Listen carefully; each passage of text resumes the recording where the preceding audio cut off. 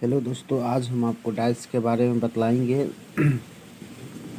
Simply आपको dice के बारे में समझना है। तो डाइस आपको याद रखना है दोस्तों, क्या प्रकार का होता है सो हम बतला देते हैं आपको। डाइस आपका दोस्तों, डाइस हो जाएगा आपका स्टैंडर्ड डाइस होता है, standard dice, standard dice, general dice, general dice, standard dice, general dice, symbolic dice, symbolic dice, open dice, close dice. Missing विविध वाला भी पढ़ाएंगे, इतना मतलब आपको समझना है। समझ में आ गया दोस्तों? तो चलिए इसको आप नोट कर लीजिएगा, आगे की तरफ बढ़ते हैं। यहाँ पर आपको याद रखना है दोस्तों, स्टैंडर्ड डाइस। स्टैंडर्ड डाइस का मतलब यानी कि मानक पासा, मानक पासा। स्टैंडर्ड डाइस यानी कि मानक पासा जिन दो पड़ोसियों का योग 7 न होता है, जिन दो पड़ोसियों का योग 7 न होता हो उसे क्या कहते हैं? स्टैंडर्ड डाइस कहते हैं। आप लिख सकते हैं, जिन दो पड़ोसियों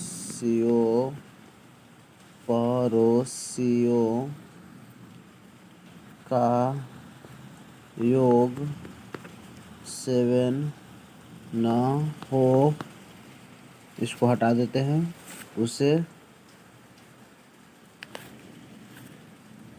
क्या कहते हैं दोस्तों? स्टैंडर्डाइज कहते हैं। STDIC स्टैंडर्डाइज कहते हैं। आशा करते हैं कि आपको यानी दो देखिए, जैसे यहाँ पर हम आपको डाइस बना देते हैं।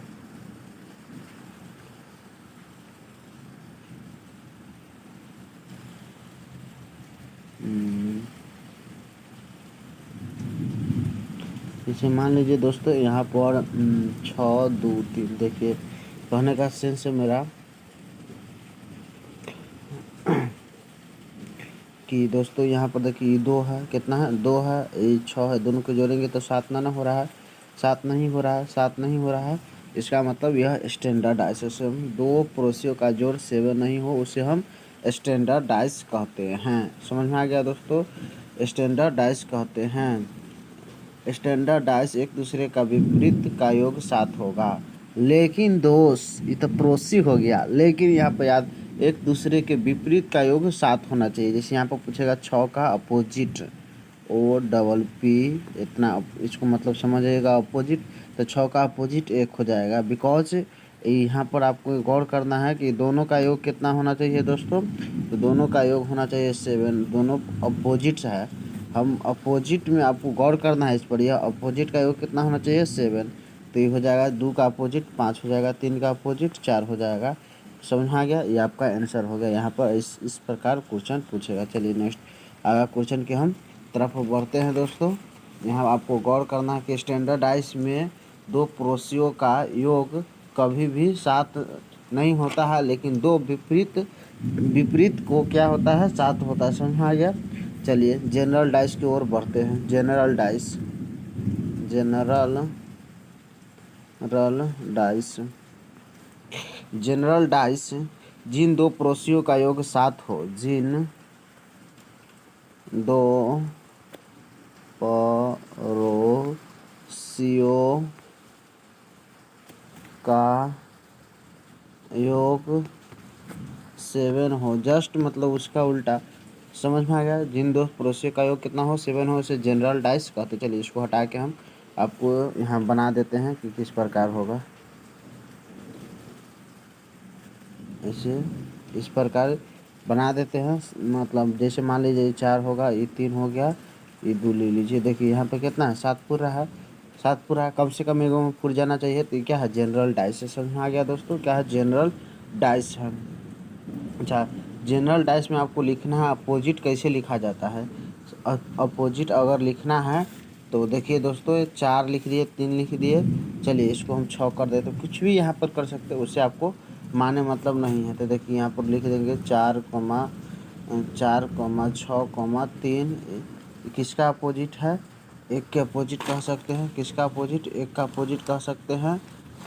इसके बाद आप इसको दो को भी अपोजिट कह सकते हैं, दो के अपोजिट, दो के अपोजिट हो जाएगा। मतलब जितना छुपा हुआ है ना, छुपा हुआ कौन कौन छुपा हुआ है, 1 2 3 5, इस सब का अपोजिट हो जाएगा। समझ में आ गया, इस सब का क्या हो जाएगा, अपोजिट हो जाएगा। यहाँ से अगर आपको देखे, चलिए इसको यहाँ पर 6 का अपोजिट आपको आपसे पूछ लेगा, गौर करना है 6 का अपोजिट। तो 6 का अपोजिट जितना छुपा हुआ कितना है, 1 छुपा हुआ है, 2 छुपा हुआ है, 5 छुपा हुआ है, तो ये इसका अपोजिट हो जाएगा। 4 का अपोजिट पूछेगा तो यही सभी होगा, 4 का अपोजिट यही, 3 का अपोजिट यही सभी होगा। समझ में आ गया दोस्तों। 1 का अपोजिट पूछेगा तो ये 3 हो जाएगा। चलिए नेक्स्ट क्वेश्चन की तरफ बढ़ते हैं। आशा करते हैं जनरल डाइस में आपको याद रखना है, दो पड़ोसियों का योग कितना होना चाहिए, 7 होना चाहिए। चलिए आप कंपेरिजन के तरफ चलते हैं। यानी कंपेरिजन वाला दे देगा डाइस, तो उसको हम कैसे मतलब पहचानेंगे। जैसे मान लीजिए आपको 2 डाइस दे दिया, चलिए ऊपर हम डाइस आपको बना देते हैं, ऊपर क्वेश्चन लिख देंगे, वही डाइस दे दिया इस प्रकार से, मान लीजिए। चलिए नीचे वो बना देते हैं, स्पेस कम है, हो गया। आपको समझना है 3 पुआ वाला। तो देखिए दोस्तों, यहाँ पर आपको मान लीजिए यहाँ पर 2 है, 4 है, 5 है, समझ आ रहा है ना। मान लीजिए यहाँ पर 4 है, 2 है, 1 है, समझ में आ गया। तो पूछेगा 1 का अपोजिट क्या होगा। तो देखिए ये 2 4 से 2 4 कट जाएगा, 1 का अपोजिट 5 हो जाएगा। समझ में आ गया। 1 का अपोजिट 5, 4 का अपोजिट 4 होगा, 2 का अपोजिट 2 होगा, 2 का अपोजिट 2 होगा। अच्छा, जो जो कॉमन है ये 5 6 का अपोजिट हो जाएगा। यहाँ पर कॉमन है था ना, देखिए जनरल डाइस, एगो जनरल डाइस तो सब जनरल डाइस कर देगा। यहाँ पर 4 4, यहाँ पर आ गया 4 आपका, 4 का 4, 2 2 का अपोजिट 2 था, ये सब हो जाएगा। 3 6 5 6 का अपोजिट कितना, यहाँ पर 3 दे दिए हैं, 1 3 का अपोजिट हो जाएगा दोस्तों, 1 3 का। नेक्स्ट क्वेश्चन की तरफ बढ़ते हैं। क्वेश्चन देखिए, आपको इसमें याद रख के चाहे जितना भी डाइस दे, जैसे 3 गो डाइस दे देगा तो कंपेयर सिर्फ आपको 2 गो से ही करना है। कितना से, 2 गो से ही कंपेयर करना है। आप जितना वो डाइस दे दे, लेकिन कंपेयर आपको कितना से करना है, सिर्फ 2 गो से ही कंपेयर करना है। समझ में आ गया दोस्तों। देखिए जैसे हम 3 गो डाइस वाला दे देते हैं,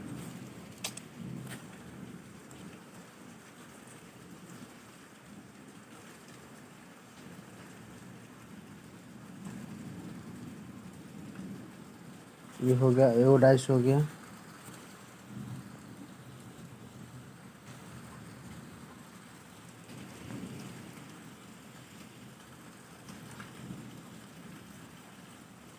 मान लीजिए इस प्रकार से 3 गो पासा देखना चाहिए, 3 गो दे देगा तो सिर्फ आपको कंपेयर 2 गो से करना है, इतना याद रखना है। कंपेयर कितना से करना है, 2 से करना है। समझ आ गया दोस्तों। कंपेयर आपको सिर्फ 2 से करना है। जैसे चलिए यहाँ पर आपको डाइस दे देगा, अच्छा ठीक है, आज के लिए रहने देते हैं, मतलब सिर्फ डायरेक्ट इसका क्वेश्चन से करवाएंगे। Thanks for watching video.